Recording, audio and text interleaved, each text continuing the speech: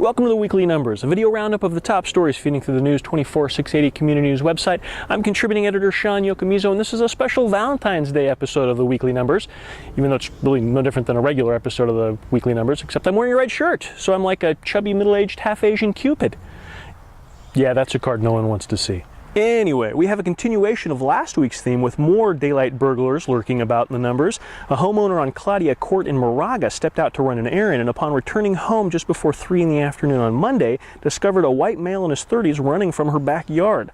Burglarius interruptus then fled in a silver four-door Mercedes-Benz. The man apparently gained entrance to the home by kicking in a side door to the home's garage and was in the process of burglarizing the home when interrupted, according to police. Around the same time, in the Upper Happy Valley Road area of Lafayette, another residential break-in was reported, police simply saying that investigators are pursuing leads in that case. Walnut Creek joined the club this week as a resident of the 2500 block of Normandy Court interrupted a pair of white male adults in the middle of burglarizing the home. The thugs escaped in a Ford F-250 pickup truck, which turned out to be stolen from Oakland. Police are still investigating that incident. In addition to daylight burglaries, the usually quiet hamlet of Moraga also seems to have an issue with pellet gun-wielding hoodlums, as two separate incidents were reported, one involving serious injury to a Labrador last Tuesday the 4th, and another reported just yesterday having happened back on January 24th.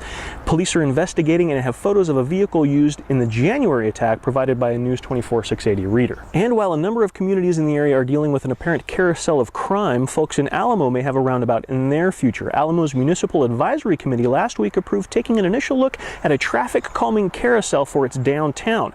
Roundabouts proposed in other communities in the numbers have all met with stiff resistance from residents, and call me crazy, I'm thinking that might be the case in Alamo as well. We'll see what the future holds. As for the present, we're enjoying spring-like weather following some welcome rain, and nature seems to be hopping on board with trees and flowers beginning to bloom. Those feeling springy are invited to celebrate with a tour of Mount Diablo's spring recovery following last year's Morgan fire. For information, check out our events and calendar pages. And to stay up to date on breaking news and other content percolating in the numbers, check out our Facebook and Twitter feeds. And that's it for the Weekly Numbers. I'm contributing editor Sean Yokomizo, and I'll see you around the numbers.